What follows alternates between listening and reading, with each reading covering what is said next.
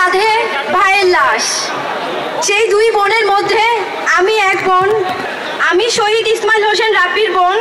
2024 সালের গণঅভ্যুত্থানের পর ছাত্র জনতার নেতৃত্বে যে নতুন রাজনৈতিক দলটি বাংলাদেশে আত্মপ্রকাশ করতে যাচ্ছে তার নাম জাতীয় নাগরিক পার্টি। আমি প্রথমে জাতীয় নাগরিক পার্টির আহ্বায়কের এবং সদস্য সচিবের নাম ঘোষণা করছি। জাতীয় নাগরিক পার্টির আহ্বায়ক ও সদস্য সচিব জুলাই গণঅভ্যুত্থানের অগ্রনায়কগণ এবং এক দফার ঘোষক। আহ্বায়কের নাম হচ্ছে নাহিদ ইসলাম এবং সদস্য সচিব আক্তার হোসেন।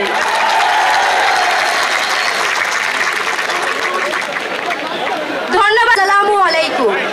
আশা করছি সবাই ভালো আছেন।